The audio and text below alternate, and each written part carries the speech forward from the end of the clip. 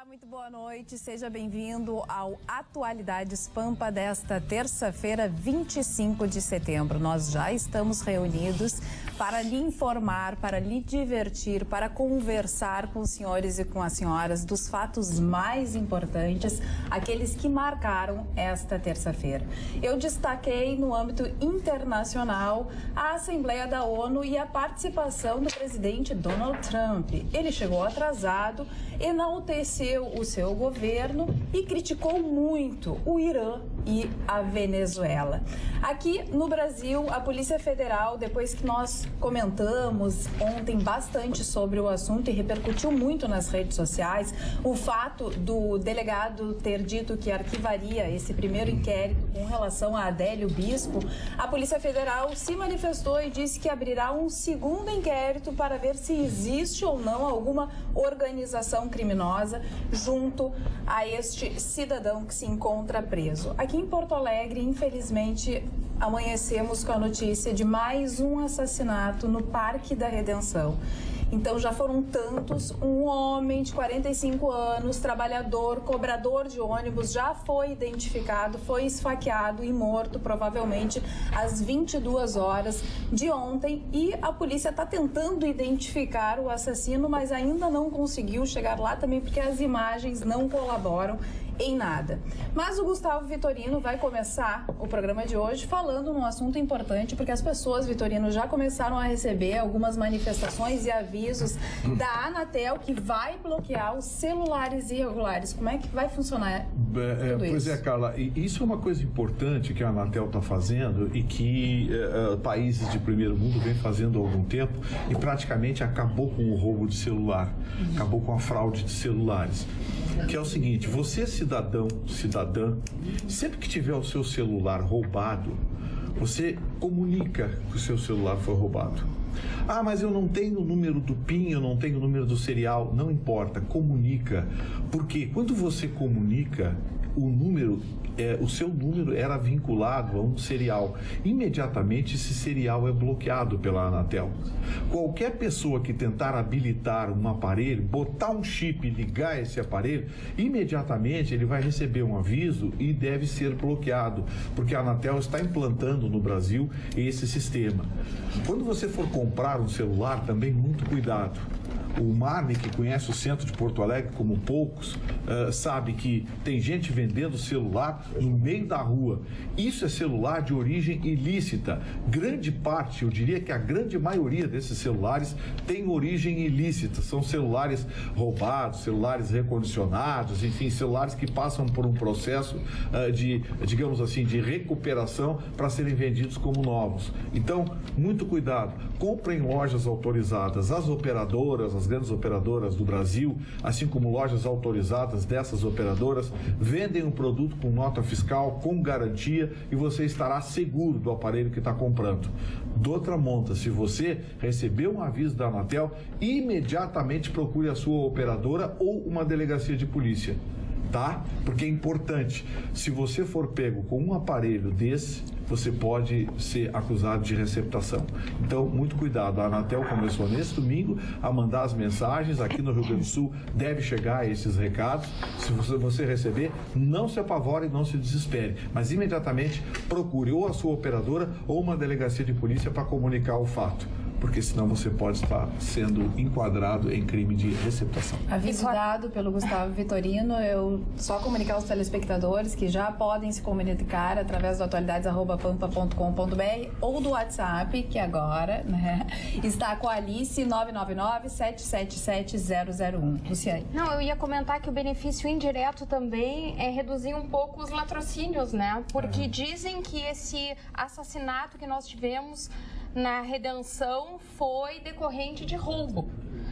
Porque vários indícios, levaram o celular, levaram os tênis, enfim. Eles matam por um tênis. Por um tênis. A vida humana não está valendo mais nada. Absolutamente nada. E o cercamento do Parque da Redenção, eu sou absolutamente a favor. Não tem a mínima condição de continuar do jeito que está. Cercamento e policiamento. E sou mais.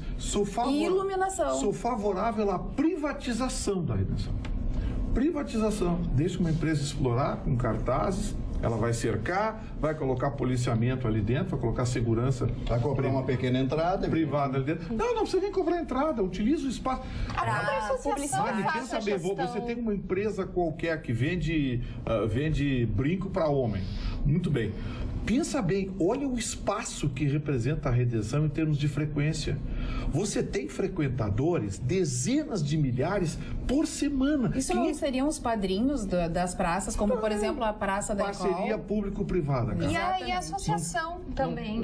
Ali no Parque Germânia é a Associação dos Moradores. Todos os prédios em volta do parque contribuem com uma verba X mensal para pagar toda a parte de manutenção, segurança. Tem um Ronda fazendo a vigilância diariamente. Mas isso tem que enfrentar os caranguejos, né? Porque, sabe, vai ter meia dúzia de retardado na Câmara de Vereadores que vai ter ataque histérico, né? Exatamente. Cercar de jeito nenhum. Cercar, privatizar o patrimônio da cidade, privatizar. Aí deixa essa porcaria que tá lá, que é um mato brabo, um manto de ladrão, de maconheiro, enfim. Ayrton Ruxo. Dona Carla. Ficou até nervoso. Não, Foi pego de surpresa, é que o assunto é bom, mas eu trocaria de assunto, então não sei se algum colega quer contribuir. Não sei, sobre Marco Barcelos quer sobre o contribuir assunto. com algo. Os maiores parques do mundo são cercados. Por exemplo, a Casa de Campo da cidade de Madrid, que eu uso, que lá está o Zoológico de Madrid. Primeira vez que eu estive lá, até foi no inverno, estava frio, gelo no pequeno lago, o Cristiano estava lá. A primeira coisa que eu vi foi isso. A Rua do Passeio, que o Vitorino conhece bem, ali no centro do Rio de Janeiro, na Ceilândia, ali é tudo cercado.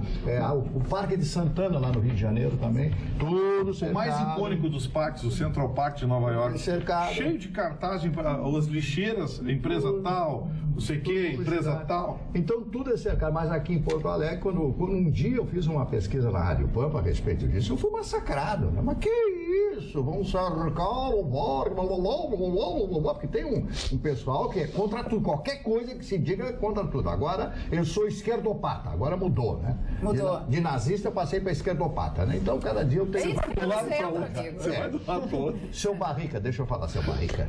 Quem é o seu Barriga? O senhor Vitorino. Mas por quê? É porque ele é... Mas por quê? Tá inchado? Não, vamos deixar bem claro, eu não tenho barriga. Eu tenho, digamos assim, uma bordinha de gostosura localizada, tá? Deixar bem claro. E outra coisa, isso aqui foi à custa de alguns dos melhores restaurantes e vinhos do mundo. Então, por favor, deixa onde tá que tá o senhor é bom. o rei do torresmo. Então valeu. Então, valeu. Valeu cada centímetro. Valeu cada centímetro. Então valeu cada momento. O parque tem que haver isso, tem que haver policiamento, mas se tiver cercado, tudo fechado. Chega às 7 horas, 6 horas da tarde, 7h30, ele é automaticamente fechado. Então não há problema. Esse rapaz provavelmente deve ter sido arrastado até lá, me parece que ele era um pedreiro, alguma coisa. Não, era cobrador. Então devia ter algum Cobrador de dinheiro, um ônibus. celular razoável, foi levado até ali, mediante ameaça, e foi esfaqueado ali. Pegou a moda da faca agora, né? Pegou a moda. Pegou a moda da faca. Falando em faca, o Bolsonaro trocou a campanha dele hoje. Vamos falar um pouquinho a respeito das campanhas políticas. O Bolsonaro trocou a sua campanha. Aliás, ele entrou na campanha a partir de hoje, né? Bastante magro. Ele comenta que havia feito vasectomia e mostra a filha dele que foi produto, né, da reversão da vasectomia. Ele está apegando o lado mais humano. E a notícia mais importante na área política é o João Dória, que é candidato ao governo do estado de São Paulo, que já mandou o emissário falar com o Bolsonaro. O João Dória, vou repetir, cujo padrinho é o Alckmin, já mandou um recado através de um emissário para iniciar tratativas com o Bolsonaro para o segundo turno. Acho que são as notícias políticas Então o Centrão importantes. ele já começa a se rachar movimentar em função de que não... a falta do descolou. crescimento do Alckmin. Eu ouvi um comentarista de São Paulo, acho que foi essa madrugada, que disse que o grande erro do PSDB foi ter colocado o Alckmin. Deveria ter sido o Dória, porque o Dória teria mais capacidade de enfrentamento com o Bolsonaro e com o PT do Haddad, do Lula, etc. Porque ele teria mais condições, inclusive da forma agressiva, porque é uma campanha profundamente agressiva. E o Alckmin não é agressivo. Ele está sendo agressivo agora, nos últimos dias. Mas agora... Mas vai contra a própria natureza. Pois a índole dele é diferenciada. É um estilo diferente, exatamente. né? Dona Carla foi o homem errado.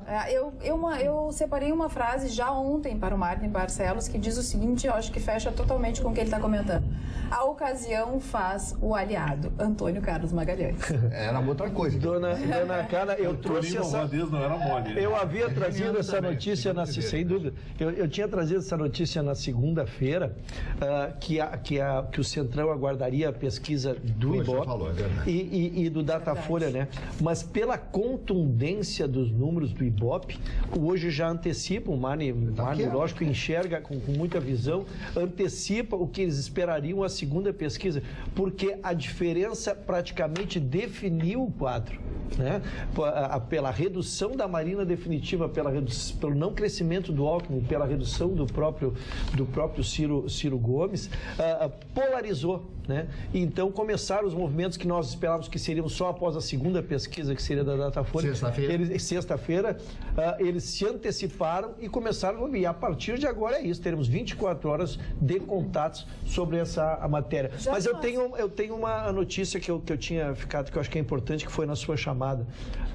Eu tinha noticiado aqui na semana que passou que haveriam os 2 inquéritos, né? Então esse inquérito que começou hoje, ele não é uma novidade, ele estava previsto desde a semana passada. Por que ele estava previsto? Que como é réu preso, tu tem um prazo para encerrar o inquérito, tu pode até pedir uma prorrogação, mas tu não o faz, tu corre o risco de ter que soltar, e que seria uma temeridade, né? Então já estava previsto. Como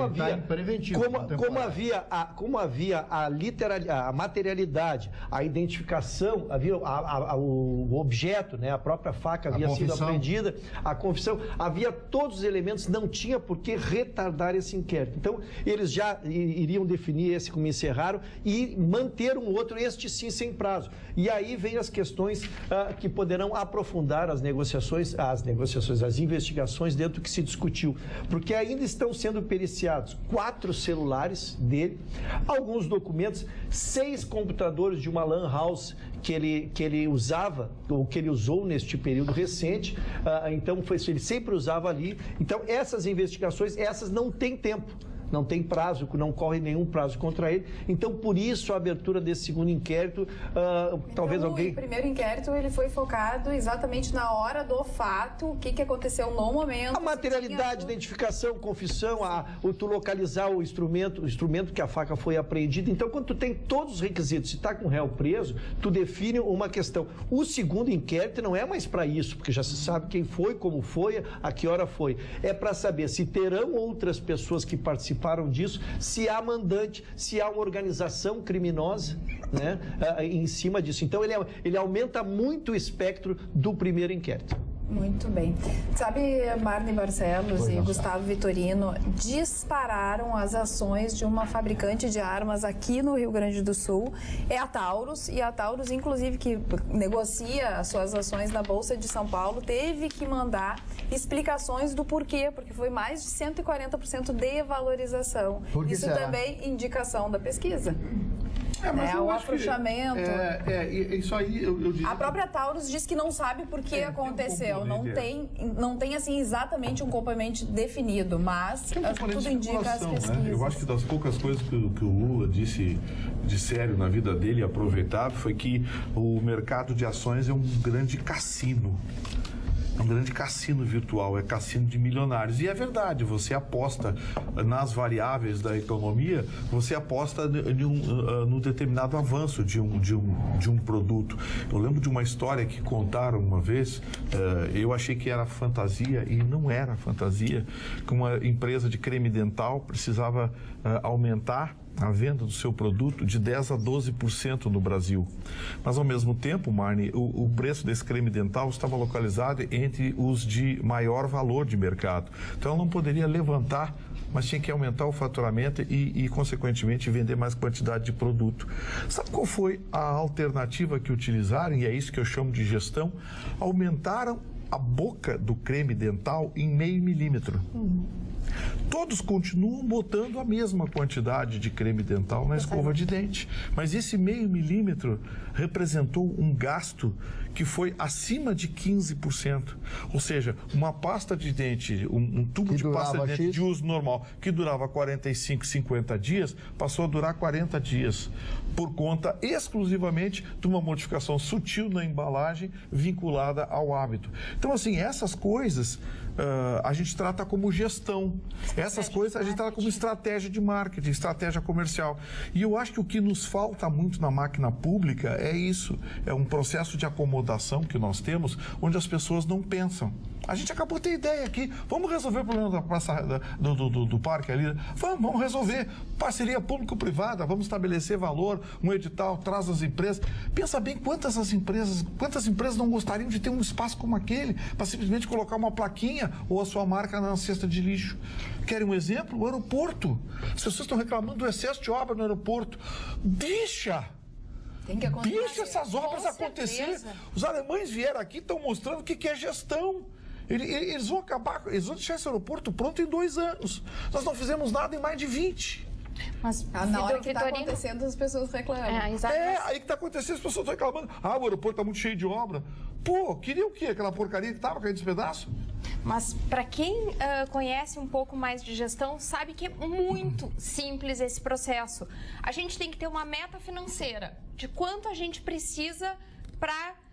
enfim, colocar a empresa no sair do vermelho. Depois a gente olha para o mercado e vê em termos de marketing como é que a gente chega... Mas isso é conceito de iniciativa privada, Lu. Não, mas eu acho que a máquina pública, sabe como é que o cara calcula? Se eu fizer aquela cerquinha ali naquela escola, quantos votos eu arrumo? Mas nós temos excelentes gestores na iniciativa privada que deveriam estar, em razão das parcerias público-privadas, trazendo essas... Sabe qual é o único jeito dos gestores da iniciativa privada ir para a máquina pública? Se eles ficar pegando bandeirinha e defendendo o candidato vagabundo no meio da rua. Aí eles, vamos indicar porque é do partido, é não sei o que, é colega, é companheiro, é o diabo que o carrega. Então, assim, esse é o problema que nós temos. Os grandes gestores são disputados à tapa. Eu contei a história daquela menina de São Paulo, de Campinas. Engatou.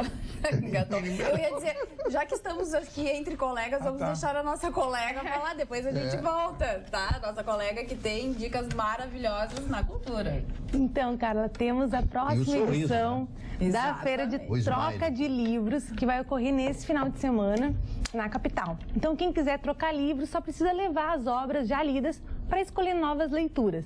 A atividade vai ser sábado, das 10 da manhã às 5 da tarde, no Centro Municipal de Cultura, que fica no bairro Menino Deus, em Porto Alegre. A entrada é franca e o local possui estacionamento gratuito. Durante toda a feira também vai ter uma programação cultural, com contações de história, palestras e oficinas.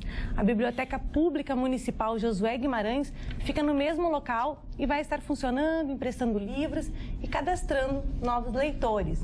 E a Baicoteca do projeto Pedal da Inclusão também vai emprestar livros aos interessados. Então não tem como dizer que não dá para ler, não tem dinheiro nem nada parecido, uma baita de uma iniciativa. Aquele negócio da Coreia, Marne, com as bibliotecas nas praças, encostam no caminhonete, abre e os coreanos levam livros que eles leram, colocam e pegam livros que eles não leram. Troca. Sempre um senso de patriotismo, de nacionalismo, aonde não adianta eu estar bem se o meu vizinho não está bem, se a minha cidade não está bem. Isso nós estamos vendo no Brasil. Por que é tão difícil a gente entender, muitas vezes, a realidade de um nordestino? E a gente vive numa outra realidade aqui no Sul. Nós temos muitos países num só, nós precisamos ter mais tolerância entre nós. Então, isso eu acho que é uma atitude que começa com pequenas atitudes no dia a dia. O Vitorino falou da cultura, inclusive dessa empresa alemã que está gerindo agora, que é a grande gestora do nosso aeroporto, né? E quem conhece a Alemanha, e eu conheço profundamente a Alemanha, a história da Alemanha, desde os bárbaros, celtas, etc., dos 300 territórios, ducados, reinados e tal, que foram mesclados a partir de 1860 e que construíram a Alemanha, plasmaram a Alemanha. O grande Otto von Bismarck, que muita gente achava que era militar, ele era advogado. Era advogado? O Bismarck era advogado, né? E traz a Alemanha, faz com que a Alemanha se unifique e cria o segundo Reich alemão, que era um Reich de progresso e tal, diferentemente do outro que a gente conhece a história. E o que é que acontece? Ele dizia, o homem nasceu para o trabalho. Quando o Vitorino fala que as obras no aeroporto não param, eu me lembrei do Bismarck, que é verdade. Isso é cultural, como você falou na Coreia, o pessoal pega livros, isso é cultural. O amor pelos livros, né? O amor pelos livros. E dá para desenvolver esse amor pelos livros? Isso vem da infância, da mãe, como ela faz com a filha dela. A dona Roberta faz isso com a filha dela. Mas nada está perdido, ainda dá tempo de recuperar. A gente começa contando histórias para a criança, depois quando a criança começa a ler, ter paciência em escutá-la, a ler a história, pedir para conversar a respeito. São atitudes simples, que exigem apenas paciência e um pouco de tempo no dia a dia.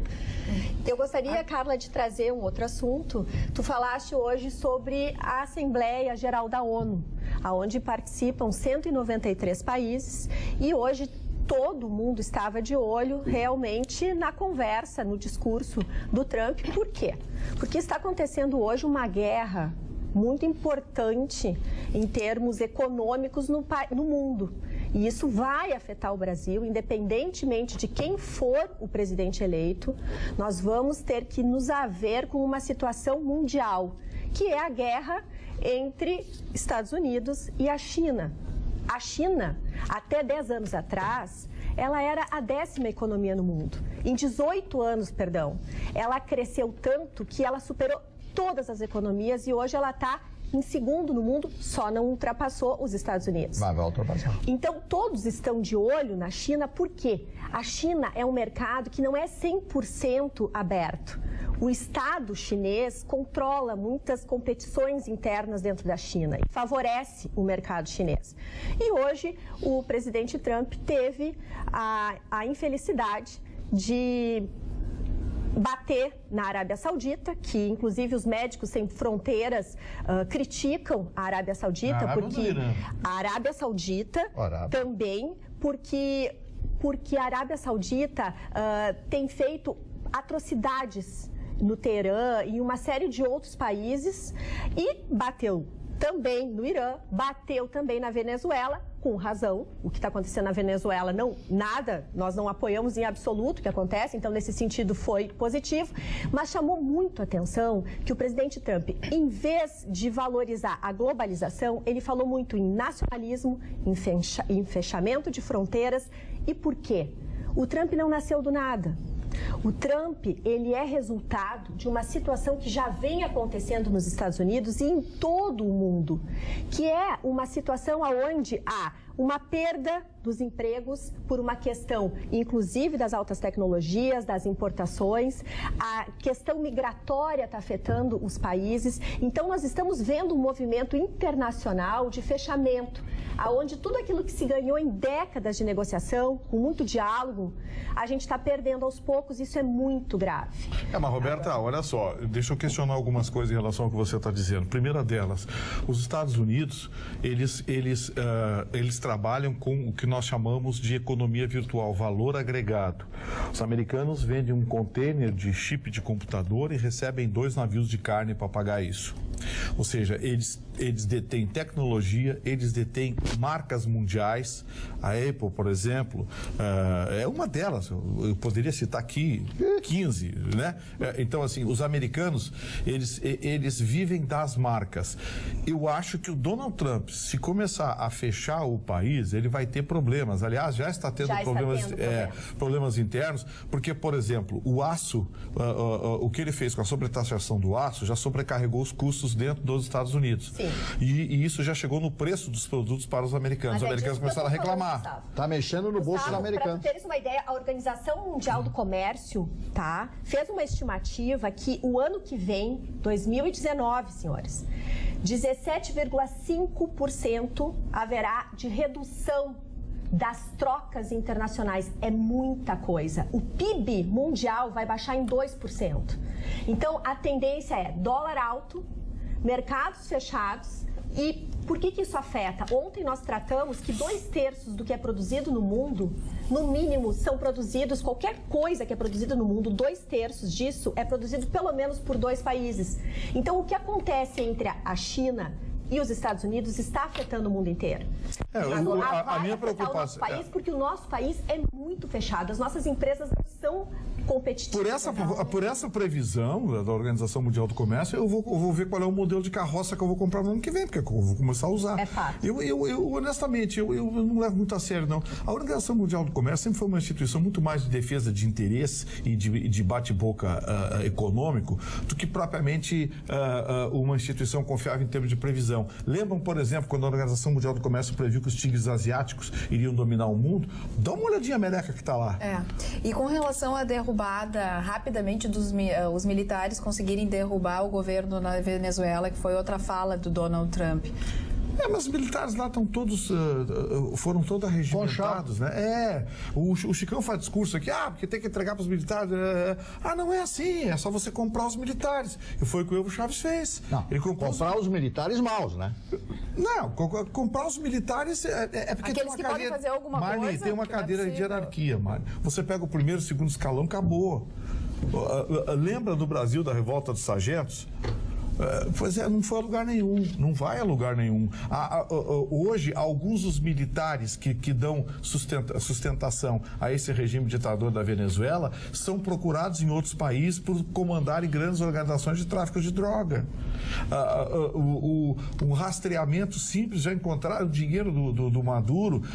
A filha do maluco aquele lá, antes do Maduro, até esqueci o nome daquele troço. Chaves. O Chaves. A filha do Chaves não acharam 3 milhões de dólares na conta de uma menina de 12 anos num paraíso fiscal na América Central. Sabe? Isso é marca registrada dessa gente. Ninguém vai fazer nada. Porque você começa assim, você promete o paraíso. Aí você não tem como pagar o paraíso. As pessoas começam a reclamar, aí você começa a fechar o país. É assim, olha a Nicarágua o que está acontecendo. Daniel Ortega. O Equador conseguiram botar o Rafael Esso para fora e agora está sendo processado. Vai ser preso. E a Argentina, o Macri está lá. Olha os maus lençóis que está o Macri lá. Tentando pegar mais dinheiro. E hoje nós tivemos uma greve geral terrível. Principalmente em razão de paralisação 100% de todos os meios de transporte, dos serviços, os hospitais estavam funcionando só com atendimentos básicos, então a crise lá está realmente muito grande. E o que os sindicatos pregam? Eles são contra pegar mais dinheiro do FMI, que hoje o pacto foi de 50 bilhões de dólares, eles já pegaram 15 bilhões na entrada da assinatura do contrato, mas estão pleiteando mais 5. Então, os sindicatos são contra e também querem reposições salariais. Sabe por que os sindicatos são contra? Porque o Fundo Monetário Internacional, para emprestar dinheiro para você, ele exige contrapartidas. Você não segura reajuste salarial, não aumenta a máquina pública. E sindicato não quer isso. Sindicato quer, eu quero meus aumentos, eu quero meus avanços, eu quero minhas progressões, eu quero não sei o quê. As corporações, amigo, querem avançar no dinheiro do trabalhador, no dinheiro público. Como os telespectadores querem ser ouvidos, Vamos a eles. Atualidades@pampa.com.br. Boa noite. Será que o senhor Marne não se enganou ao falar em vasectomia que fizeram no Bolsonaro? Abraços, Lídice. É o que ele disse na chamada que eu vi agora. Eu fiz uma vasectomia e depois fiz uma reversão. Mas eu gostaria de falar de um outro assunto importante, colocar o aumento do preço do barril de petróleo. Ultrapassou os $80. E por quê? $80 ultrapassou. A OPEP se nega a produzir mais petróleo, diz que já tem petróleo bastante. E a Venezuela, que produzia 3 milhões de barris por dia, está produzindo apenas 1 milhão de barris por dia. Este o maquinário ultrapassado, quebrado, eles não têm como recuperar isso aí. Então, o grande problema da Venezuela é este, né? O problema de gestão. Aqueles ladrões que tomaram de assalto aquele grande país que é a Venezuela. Eu me lembro, eu acho um país fantástico, um país de grandes contrastes e de pessoas maravilhosas, sofrendo o que eles estão sofrendo. Roberta, 2.300.000 pessoas fugindo do país, sinto medo que fique. Agora, não esqueço nunca de lembrar, muitos desses 2 milhões votaram nessas coisinhas que estão lá. Mas com certeza. Porque acreditaram que é o paraíso, eu vou mudar, o paraíso, eu vou mudar. Nós estamos sob a lei eleitoral, a gente não pode falar uma série de coisas que aqui caberia em se tratando de Venezuela, né? Ainda mais sabendo de onde veio vários investimentos deles. Mas ainda falando sobre a crise da Argentina, hoje o peso tá 30 pesos para $1. né? A cada 7 anos, a gente percebe que há uma grande crise na Argentina. Ela é um país que está há 35 anos na democracia. Então, essas sucessões de crises têm a ver com o tipo de economia que eles estão tendo ao longo dos anos. Porque o Macri tem feito uma economia tentando abrir o mercado, enfim, uma série de questões. Ainda sobre a Organização Mundial do Comércio, eu gostaria de trazer um dado, sim, porque são estudos feitos, não é uma opinião, são estudos. E eu acho que aí libera mais o telespectador a ter uma opinião própria. Ninguém é o dono da razão, são aí os estudos à disposição para a gente pensar a respeito juntos. Somente os idiotas estão absolutamente certos. Exato. Então, a China deixará de crescer pelo menos 13,5% ano que vem e os Estados Unidos 2,5%. Para a gente falar que uma economia como os Estados Unidos, que é praticamente o dono do dinheiro do mundo, tem a chave do cofre do mundo, ele não crescer 2,5%, 2% é muita coisa. E por que eu trago esse assunto? Porque isso afeta a economia brasileira em 2019, independentemente do presidente e do Congresso que tivermos. E isso é muito importante e grave, porque nós precisamos de investimentos. O Fernando pergunta onde andam Magda e Chicão Tofani. Chicão Tofani e Magda estarão de volta ao Atualidades Pampa nesta quarta-feira. Magda está trabalhando e o Chicão, não sei cadê o Chicão. Isso é uma novidade, o Chicão. Vai trocar a cor das unhas amanhã. Vai, deve estar fazendo as unhas o Chicão nesse momento, com certeza. Assistindo ao programa e fazendo as unhas. Botar uma cor brilhante. Foi botar o negócio no bumbum? O enchimento. Quem sabe é Metacril, não é Metacril? O Chicão disse que ia botar o Metacril na bundinha. Será que ele vem amanhã? Meu Deus do céu. Ia descolorir também os... Descolorir. Será que amanhã vem redondinho? Não sei, olha, descolorir os pelos também. Alice tem para dizer do WhatsApp. Muitos recados. Temos aqui o recado da dona Nilza Fonseca, da Zona Sul de Porto Alegre.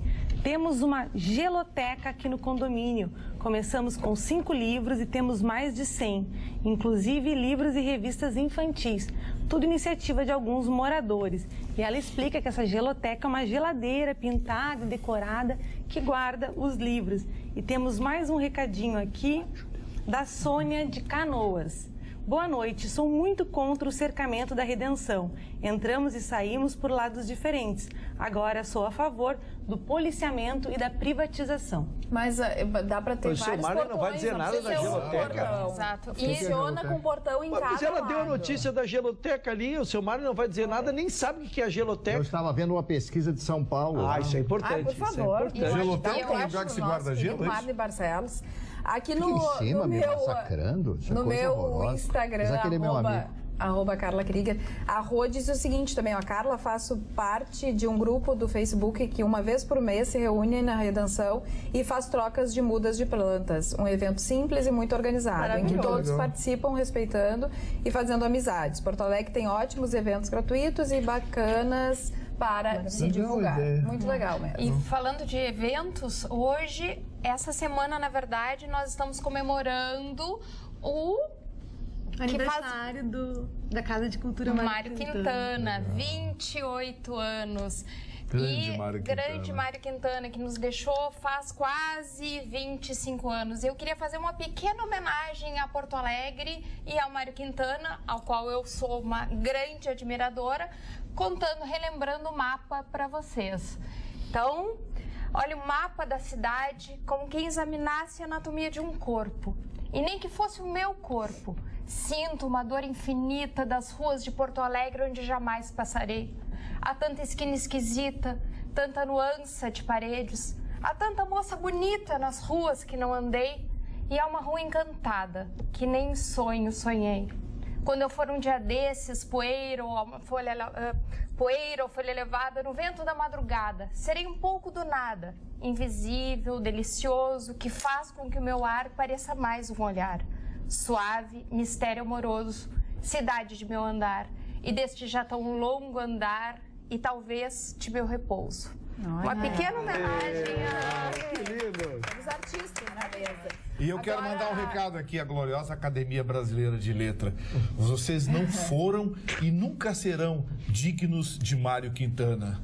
Levem seus Robertos Marinhos, seus Zé Sarnez, os seus Marimbondo de Fogo e outras porcarias que vocês levaram para lá, porque vocês não tiveram e nunca terão tamanho para receber o Mário Quintana e sua obra. E nem o Érico Veríssimo.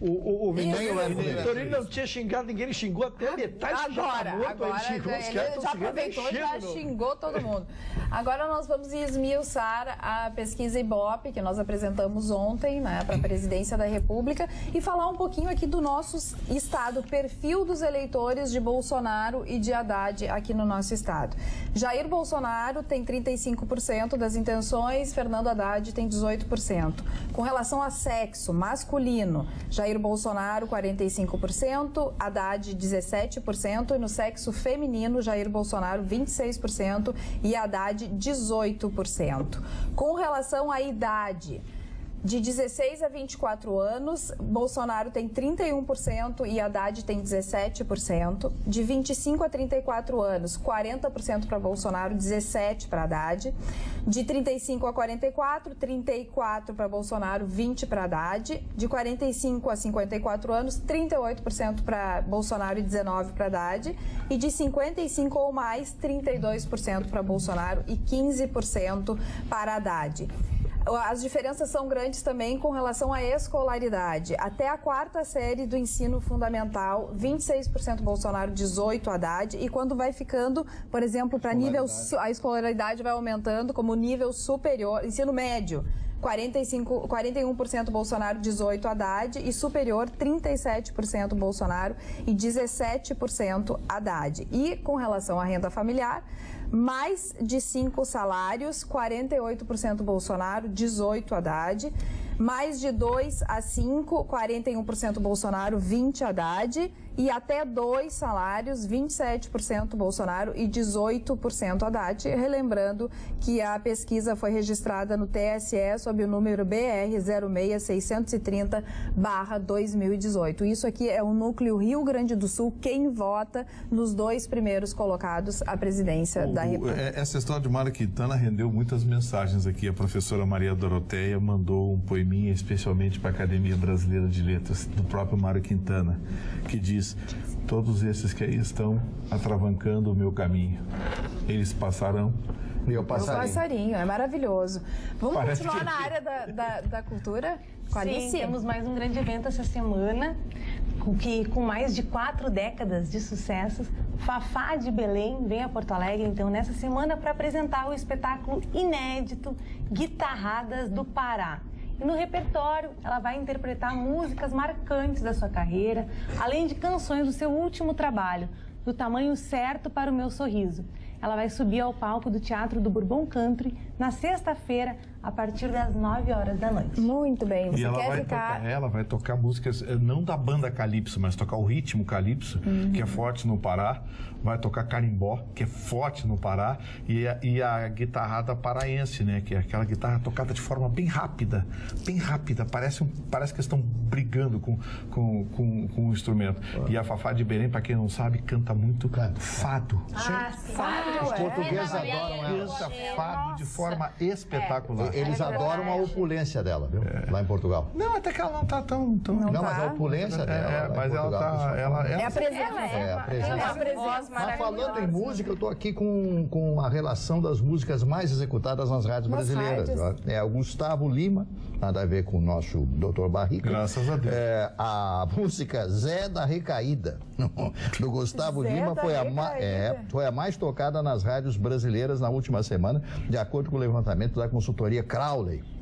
A canção teve 3.251 execuções.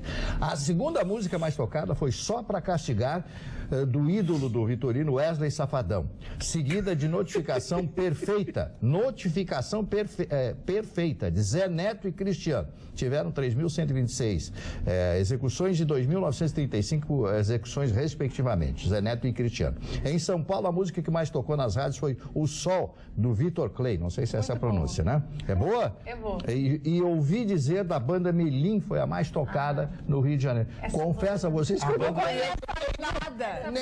A banda Melim eu conheço, são 3 irmãos que eu conheci na Festa Nacional da Música 6 anos atrás, a menina Gabriela Melim e os 2 irmãos gêmeos dela. Eles cantam desde crianças de 5, 6 anos. Eles fazem, Ruschel, você que é música, eles fazem vocalizações inacreditáveis, porque um canta uma nota e o outro encaixa a terça e a quinta do acorde quase que automaticamente. É um negócio que você fica olhando assim, como é que eles fazem isso? Fazem isso há 15 anos, desde criancinha. E não digamos assim, caíram no apelo fácil da música popular. A música deles é muito bonita, são uns meninos jovens, extremamente talentosos. Além da Gabi ser lindíssima, né? Uma menina linda. Eu queria indicar uma música da banda Melim, que é muito boa. É banda Melim. Melim. É o sobrenome deles, né? O pai deles é meu amigo. O pessoal pode procurar no YouTube, é a música Abrigo. Abrigo? Eles são de Niterói. Que bom que tu chamasse o Ruschel, porque ele tá tão quieto hoje, não sei, tá com febre.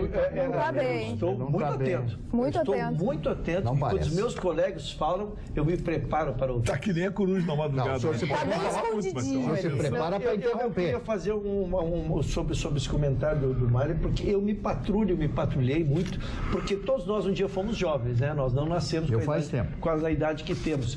E eu vivi quando a música fez um rompimento de conceito na época, surgiu a Jovem Guarda. Nós vínhamos já tínhamos tido a Bossa Nova, mas surgiu a Jovem Guarda, surgiram os Beatles no mundo, e o mundo mudou.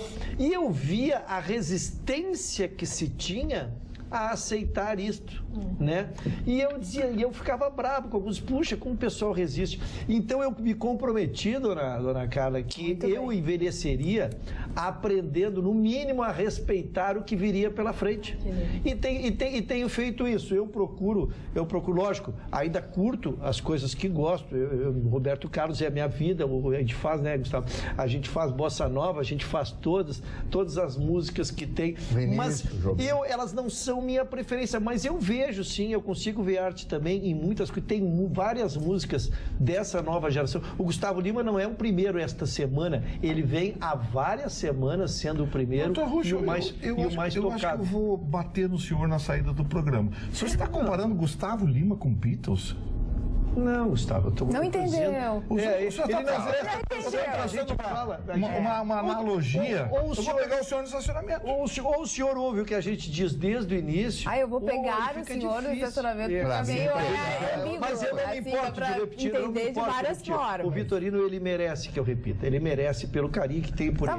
Eu estou dizendo que mesmo que surjam novos ritmos musicais que a gente não goste tanto, eu me comprometi a respeitá-los e tirar deles o que tem de melhor. Sem comparação, acho que são coisas diferentes, porque senão eu vou morrer lá em 1950, porque eu gostava antes da Jovem Guarda, eu já gostava de Jamelão, Mari, adorava Jamelão, aquelas músicas melodiosas, né, que existiam, Lupicínio, e nem por isso, Lupicínio, eu sei todas do Lupicínio, né, mas nem por isso eu deixei de depois seguir os ritmos. É isso que eu estava dizendo. Quem vocês estão vendo, a deusa da minha rua, e aí nós vamos falar de músicas que é o meu 70, 80 anos. Era só o que faltava, agora ele está comparando o Jamelão com a Juju Todinho.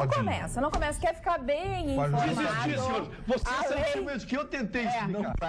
Não tá. A tese dele é um negócio inacreditável. Além de assistir o Atualidades Pampa, você também pode acessar o sul.com.br e ler as principais notícias desta terça-feira, como Supremo manda prender senador candidato ao governo de Rondônia.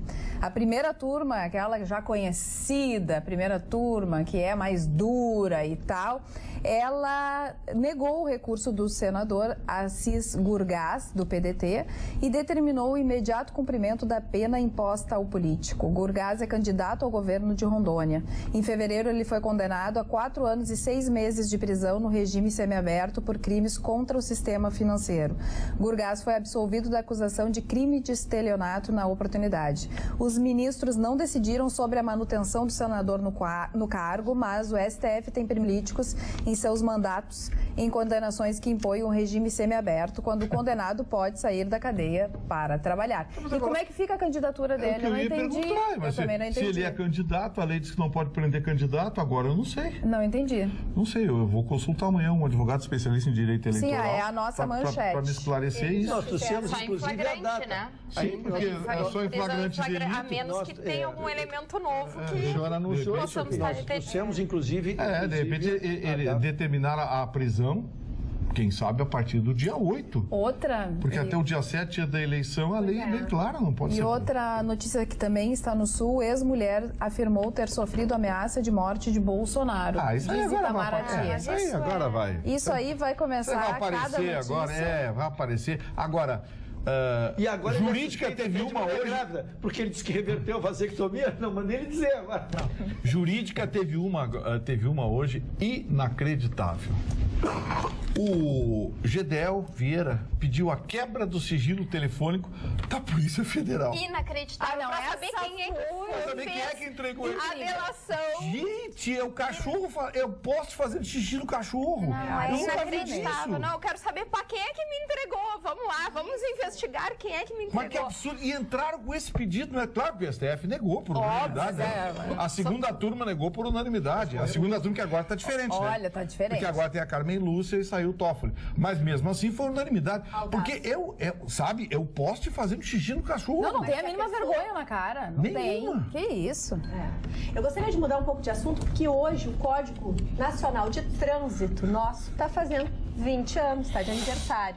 E quero reportar o telespectador para Londres, aonde é referência mundial em transporte público. Sabe quantos % da sociedade lá apoia e entende como muito bom o seu transporte público? 85% da população em Londres acha que o transporte público lá funciona muito bem, está tudo ótimo. Imagina o dia que nós chegarmos isso ao nosso país, Brasil, né? Ele tem... Qual será o percentual aqui no Brasil? Fiquei curiosa.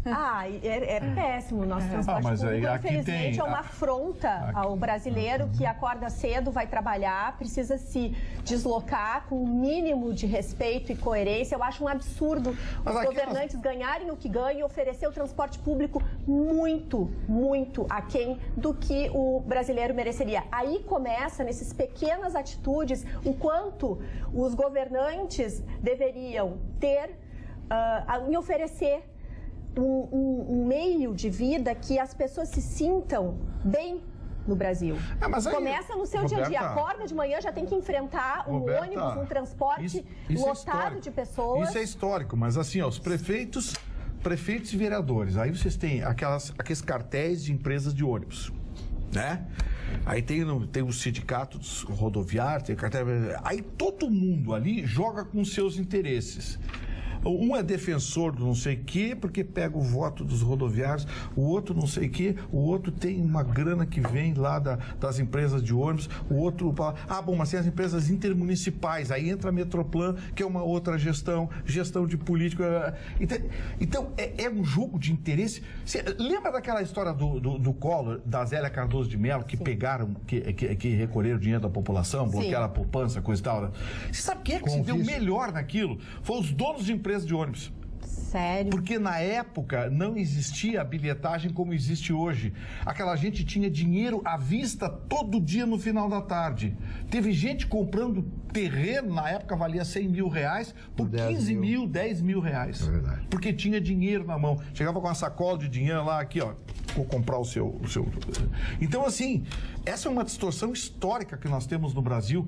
São Paulo tenta consertar um pouco com um metrô espetacular. É verdade. O metrô de São Paulo é muito bom. É verdade. A gente não pode reclamar. A CPTM, que é a Companhia Paulista também de trens, aquela também é legal, trens modernos, enfim. Transporte metropolitano. São Paulo. Agora... O Rio de Janeiro. Agora, o que explica Caracas ter um metrô construído por uma empresa brasileira e financiado pelo Brasil? E Porto Alegre não consegue fazer um buraquinho de 3 metros? Ai, não me fala isso. Olha, o que explica isso? É uma ofensa. O que explica? Não tem. Eu vou te explicar. Saiu a relação dos maiores doadores para a campanha política. O maior deles é o fundador da COSAN, Roberto Ometo. ele está doando 6,33 milhões de reais para 50 candidatos, 13 partidos, 13 estados, 5 diretórios partidários e 10 candidatos alvo da Operação Lava Jato. Qual é o ponto dessa empresa? É um gigante do setor energético, principal fabricante de etanol no país. Isso explica alguma coisa? Agora, o cartel, os grupos de interesse. Uma notícia que saiu agora: Ciro Gomes passa mal e dá entrada no hospital sírio-libanês. Candidato do PDT à presidência sentiu desconforto na região da bexiga. O candidato deu entrada na tarde da terça-feira em São Paulo após sentir um desconforto na região da bexiga. Segundo integrantes da campanha, o candidato foi submetido a um exame de tomografia com contraste e deve permanecer no hospital por algumas horas a mais. Dona Carla, falando em tudo isso, eu me lembrei de uma frase que não é a dúvida, mas sim a certeza que enlouquece.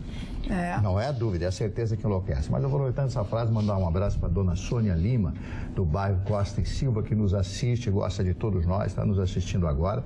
Um abraço para todas as pessoas que na rua, né? Hoje eu fui num banco, né? E os cidadãos disseram assim: pô, mas aquele tal de Vitorino massacra o senhor. Ah, viu só? Te defendem, mas eles enxergam tudo do outro lado. Eu sou meu alvo. Isso é amor. Ô, Marli, que o Vitorino, depois que ele assumiu a barriguice dele, tá, o cara morria de as bordinhas de catupiry e tal, deu tudo certo. Ô, Marli, essa última frase que você largou aí, que o que mata é a dúvida. A certeza? A dúvida ou a certeza? Não, o que mata não é a dúvida, é a certeza. Fiquei com dúvida agora. Vou morrer ou não vou? Essa frase é sua ou é de algum desses malucos que o senhor lê aí? Ah, meu Deus. É de um maluco que eu leio. Tá, porque então eu vou contestar essa frase. Vou contestar no seguinte termo. Surpresa, o Vitorino vai contestar. Se um homem tiver uma semana de vida, diga-lhe que ele tem uma semana de vida, ele sofrerá um dia e viverá 6. Se um homem tiver uma semana de vida, diga-lhe que ele tem uma esperança, ele não vai viver os 7 dias. Portanto, para mim, a certeza é mais vida do que a dúvida. O senhor vem com esse seu sentido cartesiano. O senhor vem com esse seu sentido cartesiano. O senhor vem com o seu sentido cartesiano no contraditório. Tudo que eu falar, o senhor vai falar contra. Se eu falar que amo Deus, o senhor vai dizer que não existe Deus. Não, mas o senhor sabe o que dizem pra gente na saída da faculdade de jornalismo?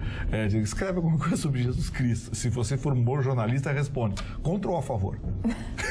Olha aqui, falando ainda no complementando direito... só aquela tua informação, Pode ficar, os presidenciáveis têm viajado 200 mil quilômetros nas 5 semanas de campanha.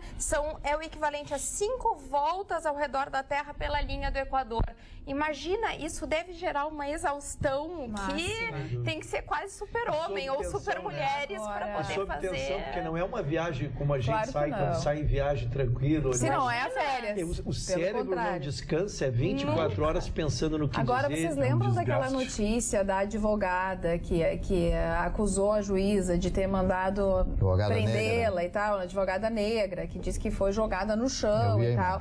A comissão inocentou a juíza, dizendo que todas as provas comprovam exatamente o contrário, de que a advogada entrou na audiência, a juíza pediu a identificação dela, ela não queria se identificar nem como advogada e que lá pelas tantas isso durou uns 15 minutos, isso por testemunhas, né? Relatado por testemunhas, que uns 15 minutos depois ela se irritou e jogou a carteirinha da ordem em cima da mesa e que ela se jogou no chão. A própria advogada foi então que a juíza determinou, né, que fosse algemada e que a brigada fez alguma coisa. Então, a notícia é que comissão inocenta a juíza do caso de advogado negra algemada. Eu acho que nessa hora é importante se filmar as audiências, né? Eu sempre fui favorável a filmar as audiências. Você vê o comportamento do advogado, do magistrado, do promotor. Eu acho muito importante, a testemunha, eu acho importante. Eu acredito, Gustavo, que futuramente, nos próximos 10 anos, a inteligência artificial vai atingir, se Deus quiser, muito o judiciário, porque nós já temos muito o processo eletrônico e através do processo eletrônico essa inteligência artificial vai poder fazer o casamento de várias coisas, entre os quais filmar, Não depende da inteligência artificial. Mas trazendo, por exemplo, assim, existe muita morosidade dentro do judiciário, muitas vezes por cálculos, que daqui um pouco a inteligência artificial vai poder fazer. Mas uma boa filmagem, eu andei lendo sobre isso. Uma boa filmagem resolve muito. Uma boa filmagem resolveria esse problema. Vamos dar espaço para o nosso até em relação às manifestações, né? Sobre essa audiência que a OAB já fez, o ato de desagravo. Está muito tristinho. O que aconteceu hoje? Então, com a presença, inclusive, do presidente da OAB Nacional no ato, né? E há um vídeo, né? Há um vídeo. Em momento algum se viu nenhuma advogada desequilibrada, né? Mas eu respeito muito esses testemunhos para tudo que é lado, né? O que estão dizendo aí? Mas tem o vídeo que eu vi ela no chão algemada. Bom, então qual é a prova que vale mais, a testemunhal ou uma prova documental? O vídeo que eu assisti, ela já estava algemada. No chão. A alegação mas daí até lá o que aconteceu?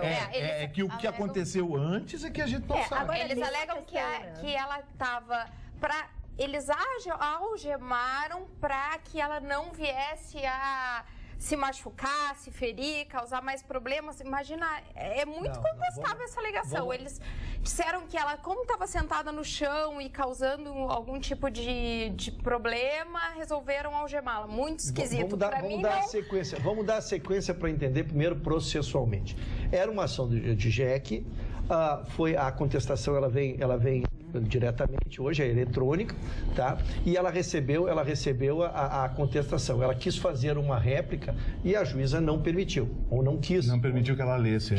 A contestação. Tá? Que seria o momento que ela aí foi a irregularidade. Mas até aí estava sob controle. Então, vamos falar processualmente. Aí ela pediu que assegurasse o direito dela. E a juíza pediu que ela se retirasse porque haviam outras audiências para ser feitas. E ela disse que queria alguém da OAB. E aí ela se negou a sair da sala. Ela se negou. Esse fato é incontroverso. Ela se negou a sair para a sala. Os policiais, a quem eu defendi no processo, porque eles estão lá para cumprir ordem da magistrada, que é a presidente do ato, tá? E mandaram removê-la. Foi isso que aconteceu. E ela se negou, que disse que não sairia enquanto não chegasse alguém da OAB ou ela fosse... E essa carteira, apresentação, identificação... Isso é o que nós temos. Esta comissão, porque este ato já foi analisado pela OAB, já foi referendado, já foi feito um desagravo. Agora vem o trabalho da comissão, que eu não tenho por que também contraditar sem conhecê-la, mas são fatos novos. Essa preliminar que traz aí o que se viu é que não foi a questão dela estar algemada no... Mas tu viste a tese, tu viste as razões pelas quais eles trouxeram isso? É que o juiz... Este sim, o juiz que preside todos os atos, né, porque este juiz era Vaileger, imediatamente revogou aquela audiência e ela vai se realizar novamente. Então, há um reconhecimento do judiciário que, em relação à questão processual, não foi correto. Agora, de qualquer forma, a audiência era do quê? Conciliação. Conciliar. O juiz precisa ter o preparo de entender que qualquer atitude, independente de quem for, tem que ter mais preparo, mais traquejo para conciliar. Não confrontar. Então, eu acredito que essa informação que você deu agora é importante. É uma audiência de conciliação. Se era uma audiência de conciliação, por que contestação? Pois é. Acho que não era conciliação. Ela queria fazer contra-razões. Ela queria fazer contra-razões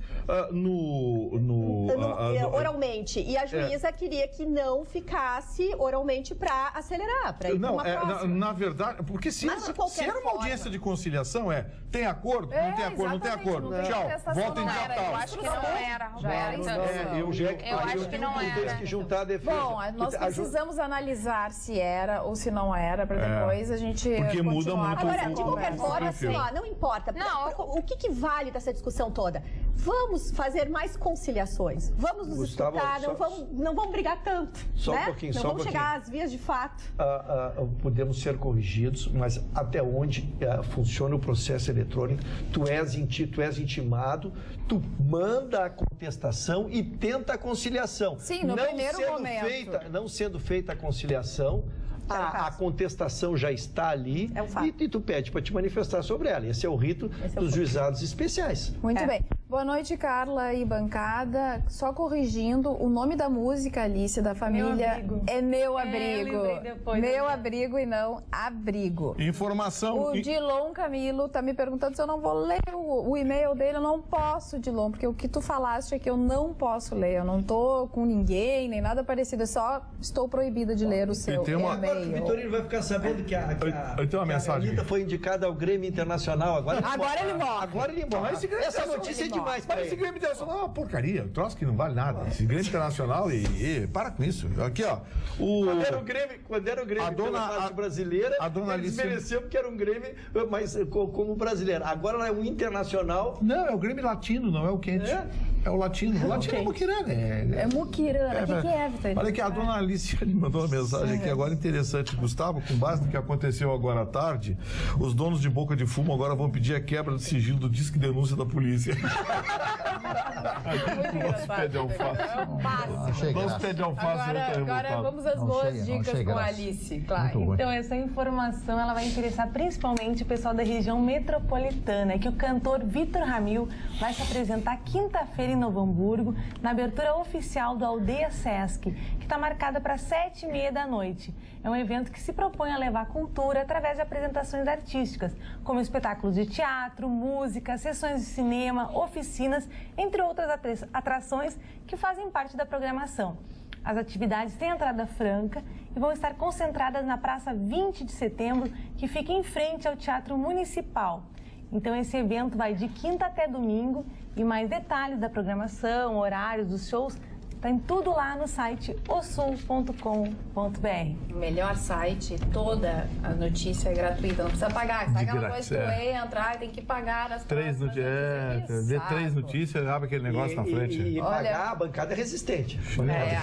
A bancada é resistente. Tem alguns dois lados aqui que são mais resistentes que os outros, mas tudo bem. Tem uns que resistem mais.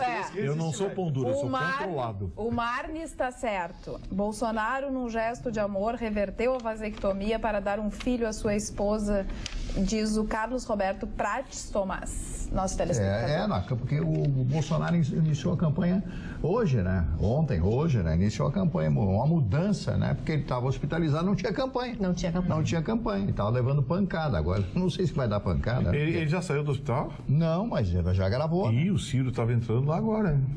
Não, mas não é o mesmo. Não é o mesmo. Não é o mesmo Círio. Não. O governo está preocupado com o encontro de cadeira de rodas. O Bolsonaro está no israelita. Mas ele não era.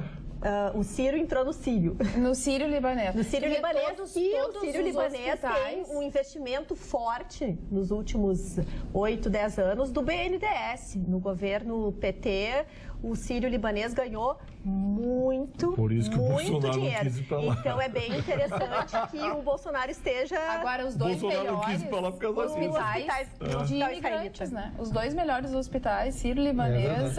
São hospitais de referência no país. Os dois. Tanto o Sírio libanês como o Einstein, o israelita, são dois hospitais maravilhosos de absoluta confiabilidade. Agora, como é que fica aqueles que chamavam o Bolsonaro de nazista no hospital israelita? Tem pra Ele é amicíssimo da comunidade judaica do Rio de Janeiro. Boa noite a todos. Doutora Carla, por favor, não permita mais que o doutor Gustavo cometa tamanha injustiça com as nossas Forças Armadas. Pois Nossas Forças Armadas? A FAB tem história de heróis na Segunda Guerra Mundial. Não, essa senhora pegou a notícia pelo rabo, então ela não viu. Fernandes. É o Fernandes, não é? Ô, seu Fernandes, o senhor não entendeu. É o Hélio. O senhor pegou a notícia pelo rabo. Eu falei das Forças Armadas da Venezuela, que estão apoiando aquele regime lá. Da Nicarágua também, as Forças Armadas estão apoiando o Ortega. Forças Armadas brasileiras, qualquer pesquisa que se faz hoje de credibilidade no país, as Forças Armadas são sempre em primeiro lugar. Tá? E para ser bem bairrista e bem nosso futebol clube, a segunda entidade mais respeitável do Brasil em qualquer pesquisa é sempre a OAB. Então, cuidado quando falarem mal dessas duas entidades. Vamos, Alice. Temos mais um recado aqui do Matheus de Viamão. Boa noite, pessoal lindo. Manda um abraço para mim, Matheus, e minha esposa linda, Ingrid, e minha filha mais linda ainda, Heloísa. Amo demais este programa, vocês são um orgulho para o Rio Grande. Lê a minha mensagem aí, eu mereço muito. Não perco nenhum programa. Boa noite, bancada inteligente e maravilhosa. Aqui em Cruz Alta, sempre assistindo Atualidades Pampa. Sempre é um prazer acompanhá-los e participar das ideias de vocês, ou até discordarmos e resolver em família as pautas do programa. Acho ótimo, é uma reunião familiar. Carla, pessoas... tu sabes... Hoje, Carla, quero te pedir um abraço especial para os meus primos Homero e Zeli, que residem em Cachoeirinha e são telespectadores do Atualidades. Um beijo carinhoso a todos da bancada. Jussara Moura Beck, colunista social de Santa Cruz, de Cruz Alta, perdão. Não, eu só queria dar uma informação, porque a gente recebeu muitos e-mails por aí e pessoalmente a região do Alto Taquari está há mais de 7 dias sem assistir o nosso programa e o pessoal nos cobra e manda. E aí eu fui atrás da informação, né? Roubaram os fios lá, Marlene. Não, da retransmissora. Os fios da retransmissora lá da zona do Alto Taquari, lá então tá toda a região, Lajeado, Estrela, Taquari, todo mundo sem poder assistir televisão. É terrível, né? Não, terrível. Mas pelo menos é uma tentativa de dar uma explicação, porque nos cobram que a gente não fala para a parte técnica, não reclama, mas não é só o nosso programa ou a TV Pampa que está fora, né? Realmente foi fora. O cabeamento todo. E o que vocês acharam novamente da mudança da Avenida Castelo Branco? Aqui o Manuel Azevedo. Ai, Carla, Avenida Castelo Branco voltou. Baita desserviço dos parlamentares que tentaram mudar o nome da avenida e mandou uma fotinho. Avenida Castelo Branco. Resolvido. Aliás, hoje na troca de placas, embora não houvesse nenhum tipo de cerimônia, a IPTC mandou o carro lá, trocou as placas, mas estiveram presentes lá alguns militares da reserva, oficiais da reserva, que foram lá acompanhar a substituição da placa. Só lembrando que não substitui mais a placa, viu, Gustavo? Agora é adesiva. A prefeitura já comunicou, né, que ela adesivou, ela desistiu de substituir pelo custo. Então agora ela readesivou as placas. Diga, Mário Barcelos. Eu vou falar então rapidamente nos aniversariantes de hoje. O primeiro aniversariante de hoje é o senhor Onofre Pires. O senhor Onofre Pires era primo de Bento Gonçalves. Os dois protagonizaram um grande duelo que levou à morte Onofre Pires. Onofre Pires começou a falar mal do seu primo Bento Gonçalves, que era 10 anos mais velho e o comandante em chefe das forças farroupilhas. E então, o que acontece? Naquela época, quando alguém falava mal de alguém, o camarada se enfrentava, né? Poxa, você está falando mal de mim e tal, essa coisa toda. E aí começou a dizer que o Bento se entregou, que o Bento está de conchava com os uruguaios, que o Bento não é mais o mesmo. Começou a falar uma série de coisas, inclusive da situação familiar do próprio Bento Gonçalves. O que acontece? O Bento, então, resolve chamá-lo, vem cá, diz tudo que tu... E ele não diz nada que é a verdade, então te prepara, vamos duelar. E aí os dois partiram para o duelo. Só que o Onofre Pires, além de ter 10 anos menos, tinha mais corpo, era mais alto que o Bento Gonçalves. Naquela refrega, naquela briga toda, o Bento Gonçalves consegue ferir na perna o Onofre Pires, o seu primo irmão. Aí ele cai ao chão ensanguentado, ele pega o cavalo e sai e chama os companheiros, o Bento Gonçalves, e diz o seguinte: peguem o companheiro de vocês porque ele está muito ensanguentado e tal, para ver se vocês conseguem salvar. Porque ele era primo, né? Era o mesmo sangue e tal.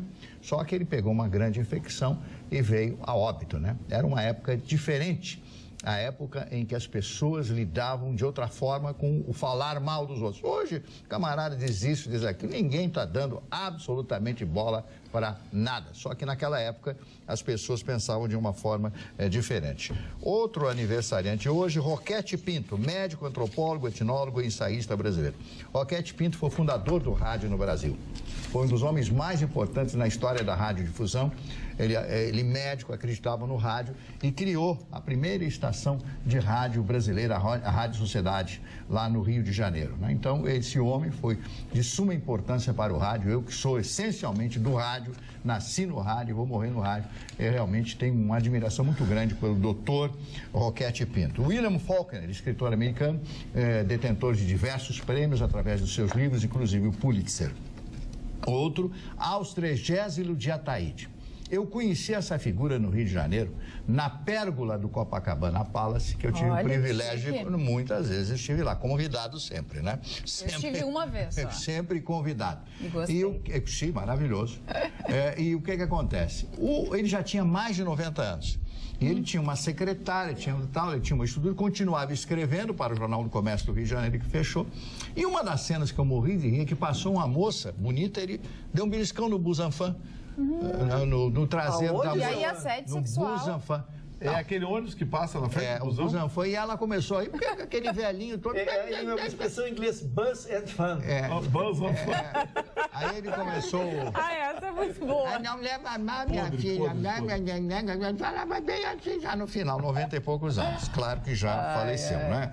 Robert Bresson, cineasta e roteirista francês de aniversário hoje. Essa o Vitorino conhece. Barbara Walters, apresentadora de notícias de televisão. Essa foi uma grande apresentadora da televisão americana. Michael Douglas, completando hoje 74 anos de idade. E a mulher dele, a Catarina Zeta-Jones, também de aniversário hoje. Só que ela completa 49 anos de idade. Linda, ela é galesa. É, no país de Gales, né? De Cardiff, eu acho que Cardiff, que é a capital do país de Gales. Bom, mas ele tem uma história que eu morri de rir. Ele disse, a grande vantagem de casar com uma mulher nova é que a gente tem certeza que vai ter alguém para empurrar a cadeira de rodas. Dizia ele, né? Não sei se está com... Mas hoje já está assim, quase cair aqui, né? Sebastião Lazzaroni... Tá com sono, Márcio. Sebastião Lazzaroni, treinador de futebol brasileiro, fracasso como treinador da seleção brasileira. O Ronaldo Caiado, completando hoje 69 anos. Christopher Reeve, que completaria, se vivo fosse hoje, apenas 66 anos, estaria atuando. E aquele filme maravilhoso que ele fez em algum lugar do passado, Somewhere in Time, que eu acho um dos filmes mais lindos jamais produzidos na história do cinema. Sim. Vocês... E, finalmente, o Zucchero, cantor italiano, Amir Klink, com seu grande livro para ti, não deixa eu terminar, e o Marco Pereira, violonista, arranjador e compositor brasileiro. Senhor Barrica, o senhor quer falar? Não, e não foi ele, Marne. Agora não faça injustiça. Tá vendo como isso é injusto? Não faça injustiça. Ô, Salada Verde, presta atenção aqui. Não falei nada, eu tava quieto. Eu quero saber se vocês lembram do modelo a modelo do Nu, A Origem do Mundo. Lembra do quadro A Origem do Mundo? De uma mulher de pernas abertas, assim, com tudo, né? Assim, de 1866 é finalmente revelada. Um dos maiores mistérios da história da arte aparentemente foi resolvido. A identidade da modelo que posou para a mais escandalosa pintura dos tempos. Quem é o autor da pintura? Eu vou ter que ir lá, né? A notícia cortou. Não tem. Calma aí. A gente tá falando de arte enquanto tu procura aí. Eu queria falar de um filme que até uma telespectadora pediu para que eu falasse de novo. É O Que de Verdade Importa. E esse filme tem uma ação bastante nobre. Toda a renda com a bilheteria no Brasil inteiro vai ser revertida para 7 instituições que combatem o câncer infantil. Flaubert. Uma dessas entidades fica aqui. É o Hospital da Criança Santo Antônio, em Porto Alegre. E as crianças internadas nesse hospital vão ter uma sessão de cinema exclusiva do filme nessa quarta-feira. E aí, na quinta, o longa estreia nos cinemas, então quem tiver interesse, o trailer já está disponível, pode dar uma espiadinha. É uma comédia dramática que conta a história de um homem que, após uma série de enganos, passa a ser considerado uma pessoa com o dom da cura. Exato. Legal. O Hospital da Criança Santo Antônio é daquelas instituições assim sagradas. É uma instituição que é maior do que ela mesma.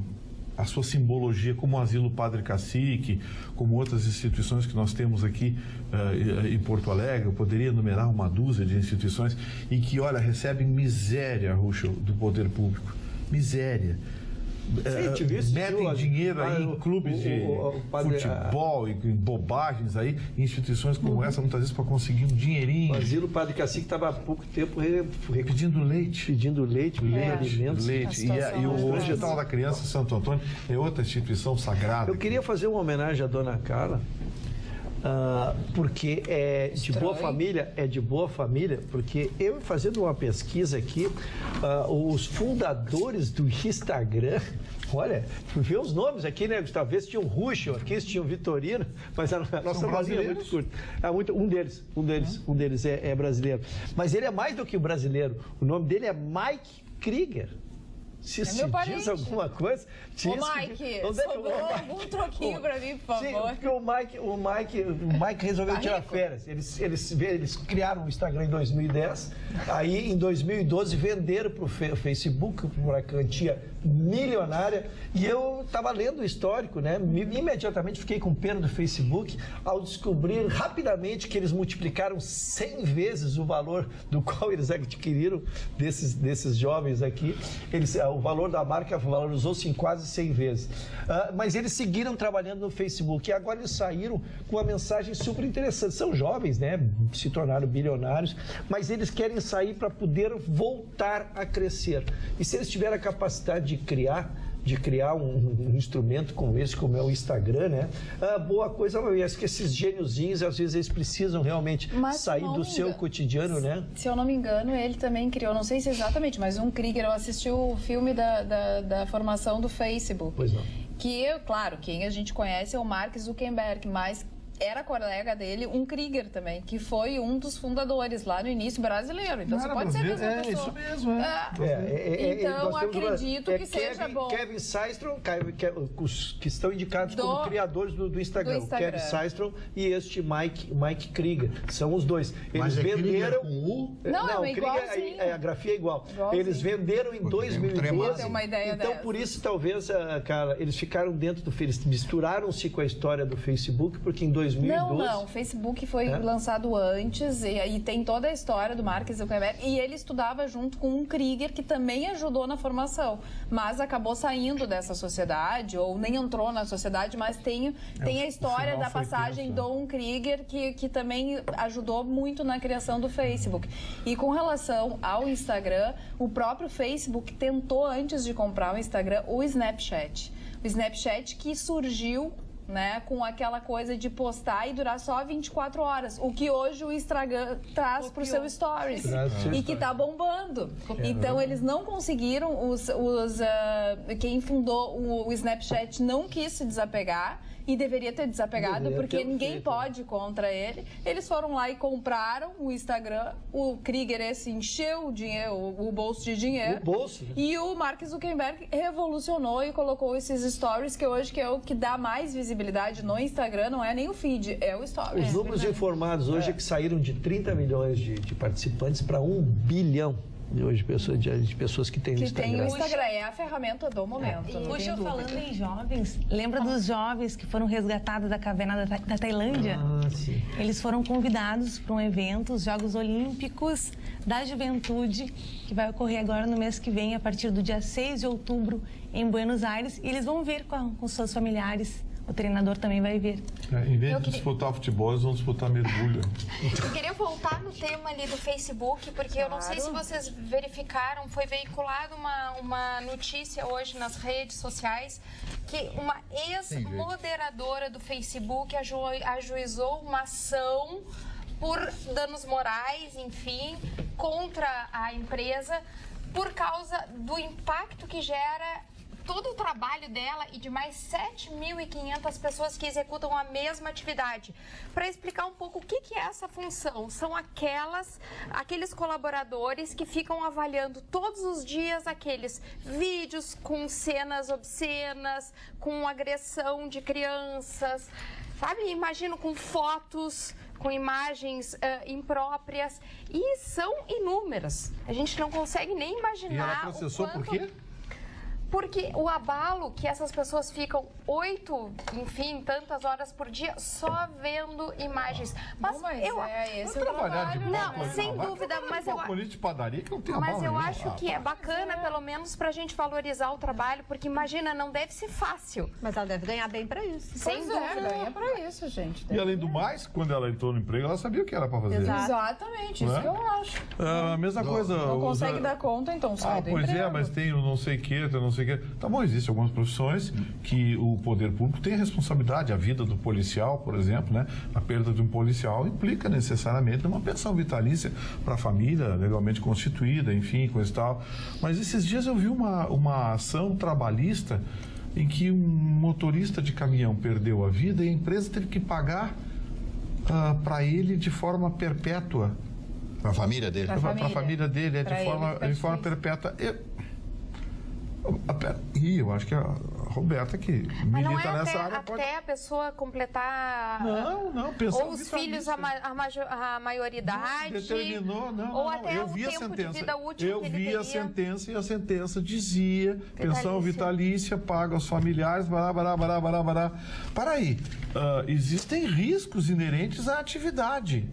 Então, assim... Mas deve haver uma peculiaridade, tipo o caminhão ter se apresentado, por exemplo, ter apresentado um defeito e a empresa seria a responsabilidade. Porque pela simples atividade laboral pelo que eu olhei os autos do processo empresa de um amigo, eu digo, mas peraí, daqui a pouco eu tô indo para casa, tomo um tiro no sinal ali, a Pampa vai ter que pagar para minha família, pesando... Se tiver no deslocamento, sim, se considera como risco da atividade. Pensão vitalícia é coisa muito séria. Já basta essa barbaridade que o Fernando Henrique Cardoso fez aí de dar para os torturar gente que nunca tomou um tapa na Revolução, no regime militar. Começou. Agora vem a Justiça do Trabalho querer... Fala, Mário. Bota ordem. A dona Roberta... Bem que o seu Mário vai xingar o Vitor. A dona Roberta me passou uma informação, mas antes eu quero dizer que muitos sábados da minha vida eu fui comer a feijoada lá do Copacabana Palace, né? Maravilhosa feijoada, e como entrada eu comia um camarão alho e óleo, né? Pra esquentar o estômago. Mas daí não tinha namorada depois. Não, mas não te me inchava a barriga, que era uma coisa horrorosa. Muito alho, não dava pra namorar depois. Mas aqui me passou a dona Roberta que o Copa completou 90 anos no dia do aniversário do fundador, o senhor Otávio Guinle, que nasceu em 1889 e que está me passando aqui que a esposa era a dona Mariazinha, era 25 anos mais nova. Mas quem era o outro Guinle que eu conheci lá? Que era o dono e que foi morar lá, era o filho dele? Não, o que acontece na família Guinle, que é uma família muito grande. Porque eu conheci o Guinle. É uma família que foi muito conhecida em determinada época da história do país, se confundiu com a história do país em muitos momentos. E existia o Jorginho Guinle. O Jorginho. O Jorginho Guinle é primo dos reais fundadores do hotel, que muitas vezes acolheram o Jorginho Guinle nas dependências do hotel, numa época que não existia relações públicas. E o Jorginho Guinle, porque ele realmente assim usou e abusou das economias pessoais, ele ia muito para os Estados Unidos, ele frequentava muito a High Society americano e trazia, na época, muitas pessoas influentes internacionalmente a conhecer o Rio de Janeiro e ficava hospedado aonde? No Hotel dos Primos. Então, o Jorginho Guinle é primo dos reais fundadores, que a dona Mariazinha foi casada com o Otávio Guinle, que foi quem, de fato...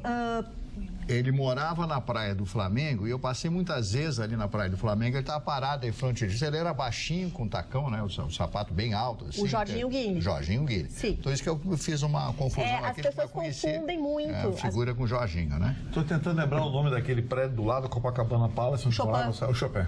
Enquanto vocês pensam, fui uma vez no coquetel lá do Chopin, no apartamento de um amigo. Rapaz...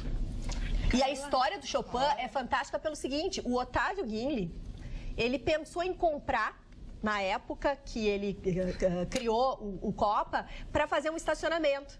Mas depois ele achou melhor não comprar. Uma pena, porque se ele tivesse comprado, o hotel teria o terreno. Não existia o prédio. Agora nós recebemos muitos elogios à interpretação do poema de Mário Quintana que a Lu fez. E temos a pergunta aqui do Remy Henrique, de Porto Alegre. Ele diz, boa noite para o Marne. Por que o Mário Quintana era tão pouco valorizado pelos intelectuais da época dele? Não, primeiro não era desvalorizado, pelo contrário. Acontece que o Mário Quintana era uma das pessoas mais humildes que eu tive o privilégio de conhecer.